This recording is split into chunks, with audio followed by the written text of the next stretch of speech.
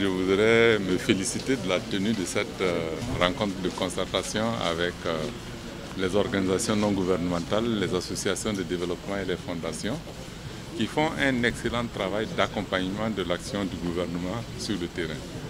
Comme vous le savez, la matière sur laquelle les organisations non gouvernementales travaillent, c'est d'accompagner les efforts du gouvernement dans le sens d'apporter des réponses aux préoccupations des populations.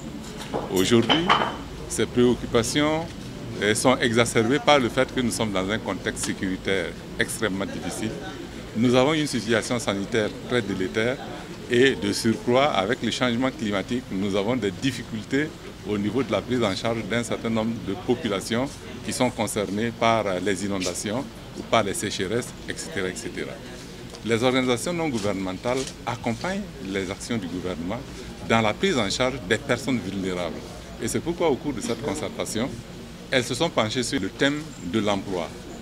L'emploi en faveur des jeunes, l'emploi en faveur des femmes, parce que ce sont les populations les plus vulnérables dans des contextes sécuritaires tels que ceux que nous connaissons aujourd'hui. Donc de ce point de vue, je pense qu'ils font un excellent travail d'accompagnement du gouvernement. Ils contribuent à faire en sorte que la mise en œuvre de nos politiques publiques de développement puisse être complétée par les approches particulières que ces organisations font sur le terrain avec les différentes populations. Nous les avons invités à travailler dans la concertation. Concertation avec le gouvernement, avec les représentants du gouvernement sur le terrain, à savoir les gouverneurs, les hauts commissaires et les préfets. Il faut travailler avec ces gens-là en concertation pour éviter qu'il y ait des difficultés de compréhension sur le terrain. Nous les avons incités également à travailler en coordination avec le gouvernement et ses représentants sur le terrain.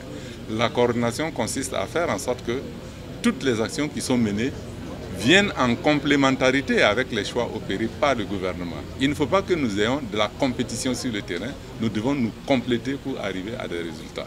Et je pense que atteindre les résultats et les objectifs de développement de notre pays, ceux que le président du FASO nous a indiqués et qui constituent la base de sa vision pour notre pays, que nous fassions en sorte que l'atteinte de ces résultats se fasse en synergie. C'est en travaillant ensemble et dans la même direction que nous arriverons à atteindre les objectifs de développement prescrits par le président du FASO.